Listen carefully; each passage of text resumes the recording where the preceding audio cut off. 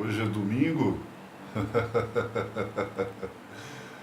Domingo, muito embora nós estejamos falando um pouco sobre a questão da sequência emocional de Mary Klein, nós devêssemos envolver alguma coisa religiosa.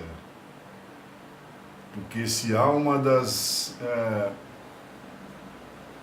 piores doenças da humanidade, e por que não de certa maneira nos referirmos à religião como um mal necessário? Não é verdade? Porque muitas vezes as pessoas pensam em sair esclarecidas e saem mais obscurecidas ainda. Mas resta saber se isso seria um objetivo, né? Porque uma das coisas de que me lembro no Evangelho de João é que Jesus disse, né, e conhecereis a verdade vos libertará. E por outro lado, nós muitas vezes não interpretemos bem isso, não é? Porque a linguagem sempre se constituiu numa grande barreira para o ser humano, inclusive para a nossa própria realidade. A linguagem é uma barreira, devido ao fato de nós termos aprendido a dizer as coisas do jeito que todo mundo disse, né? E no final das contas o que vai ocorrer é que não há lucidez, é que nós não somos esclarecidos em relação ao que nós sentimos. Agora mesmo eu estava frustrado e essa frustração me levou a um certo enraivecimento, porque eu estava não querendo fazer uma coisa e querendo fazer outra. Veja como implica, o nosso desejo nos implica, e como nós somos seres de desejo desde o princípio, e fomos frustrados e seremos frustrados desde sempre, o que vai acontecer conosco? Via de regra, nós odiaremos. Via de regra, nós nos indignaremos, teremos certos níveis de raiva e promoveremos, de certa maneira, certos níveis de destruição, inclusive da nossa própria autodestruição. É por isso que, de certa maneira, Jesus disse: eu sou a luz do mundo. Quem me seguir não andará em trevas. Nós não entendemos isso até agora. Penso eu, modéstia à parte, porque eu concordaria mais com Nietzsche quando ele disse que a modéstia é uma coisa de gente covarde. Então hoje eu pensava em começar esse vídeo dizendo: as únicas pessoas que podem valorizar aquilo que nós fazemos, aquilo que nós pensamos, aquilo que nós sentimos, aquilo que nós pensamos que deveria ser valorizado, somos nós mesmos. Por isso eu sempre pergunto com quantos paus se faz uma canoa. Jamais as pessoas saberão com quantos paus se faz uma canoa. E eu mesmo terei que me esforçar para valorizar o que os outros me digam, o que os outros pensem, porque se limitam, que fazem. É difícil que nós consigamos fazer isso, porque muitas vezes nós só chegamos no fim. Nós observamos as coisas que muitas pessoas fazem na conclusão, e isso eu conversava com uma pessoa a respeito, por exemplo, de uma simples pintura. Bom, isso foi feito, e porque isso foi feito, uma outra coisa pode ser feita, mas as pessoas que chegam e observam jamais poderão enxergar por trás daquelas realizações, por trás daquelas coisas, por trás do que foi feito, do que foi implicado, do que foi desgastado. Enfim, nós muitas vezes nos culpamos nessa sequência emocional. Ilusoriamente, a maioria das culpas são mentiras, né? Nós nos culpamos. nos ansiamos, nos tornamos pessoas depressivas muitas vezes por coisas que não existem. Mas muitas vezes as coisas nos atordoam objetivamente. Você quer fazer uma coisa e é obrigado a fazer outra. A maioria de nós somos assim. Você pensa uma coisa e é obrigado a dizer outra. Você sente uma coisa, mas é obrigado a externalizar, quem sabe, um sorriso depressivo, quiçá irônico, porque às vezes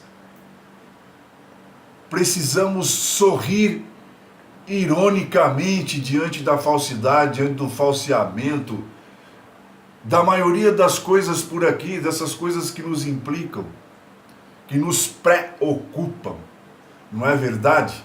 Então a sequência emocional é algo de que nós precisamos tomar conhecimento para que saibamos como funcionamos, mas como o desencadeamento dessas coisas ou desse efeito dominó ocorre na nossa vida justamente por conta dos nossos quereres, do nosso querer, da nossa vontade,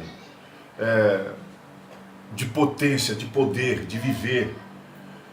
E por conta disso, realmente a nossa decepção, porque a maioria das nossas expectativas são falsas. A maioria das nossas exigências são ridículas, tanto as que nós fazemos para nós mesmos e as que nós obrigamos aos outros. Por isso eu dizia a alguém: o que você não exige de você mesmo, você não pode exigir dos outros. Quanto menos você exigir dos outros, vamos dizer assim, mais condições você alcançará de não aceitar que eles exijam de você. Portanto, uma autoanálise hoje da sequência emocional, aonde eu desejei e me frustrei, porque me frustrei, me enraiveci, odiei, porque o ódio realmente é um sentimento primário e o amor é um sentimento secundário. Na maioria das vezes uma expectativa, um discurso construído de certa maneira importado, sabe, da Europa, de diversos lugares do mundo, de modo que nós não sabemos o que dizemos quando falamos sobre o amor. A Bíblia fala sobre o amor, mas nós não soubemos ou não sabemos também ler como essa coisa foi dita genealogicamente lá no hebraico, depois traduzida para o grego, para o latim e finalmente para, no nosso caso aqui, o português. Muitas tendências, nenhuma isenção, nenhuma neutralidade. Portanto, cuidados deveríamos tomar quando dizemos que Deus disse alguma coisa. Porque, como disse um professor meu, talvez nós tivéssemos de ter a coragem, a pachorra de dizer que nós mesmos estamos dizendo, que nós estamos pensando a respeito daquilo e, portanto, verbalizando aquilo. Frustre quem se frustrar, porque às vezes eu frustrar alguém e eu ser frustrado por alguém é uma necessidade. Eu ter raiva é necessidade, eu me culpar não. Não é verdade? Porque se nós formos fazer uma análise do porquê nos culpamos, talvez chegaríamos a uma conclusão de que pouco tenhamos culpa. Atualmente estou fazendo uma leitura de Michel Foucault a respeito de vigiar e punir, como a punição evoluiu, como a culpa evoluiu, como o castigo passou do corpo sobre a alma, mas na minha forma de ver, se somos castigados na alma, jamais poderemos deixar de ser castigados no corpo. Por isso a sequência emocional, ela desemboca com atividades compensatórias, com tentativas de compensação, com tentativas de nos desculparmos, com atividades penitenciais, com assistencialismo, com voluntarismo, o que mantém a pobreza, o que conforma a pobreza, o que justifica a pobreza, o que plausifica as diferenças sociais e quantas nós pudermos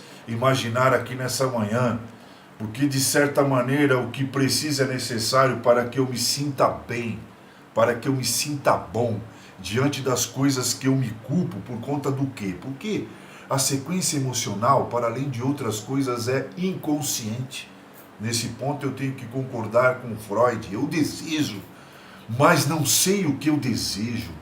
Por que desejo? Certo? Como naquele clássico caso de Anaô, que desejava coisas proibidas, especialmente a grande contradição de ela gostar do pai dela, mas por conta estava sofrendo muito por conta de ter que se entregar aos cuidados dele, ela desejava que ele morresse. Então isso muitas vezes se nomeou dentro das nossas mentes, mas nós bloqueamos, nós negamos, nós pensamos equivocadamente que a relação de amor e ódio fosse um pecado, quem sabe. Mentira. Isso é mentira. Porque a negação da nossa essência desejante provoca isso. Mas vamos conversar um pouco mais a respeito disso. E se você quiser discutir a respeito disso, eu também estou à disposição pessoalmente, né? E por outro lado, através desses vídeos,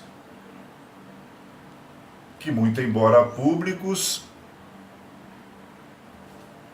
a gente fica pensando, por que todas as coisas não são públicas? Ontem eu vi alguém falando sobre república. E muitas vezes as pessoas não sabem se reportar ao significado original dessa palavra, que é res pública. Se estamos numa república, a coisa é pública. A coisa é pública. Um abraço e espero que um bom domingo.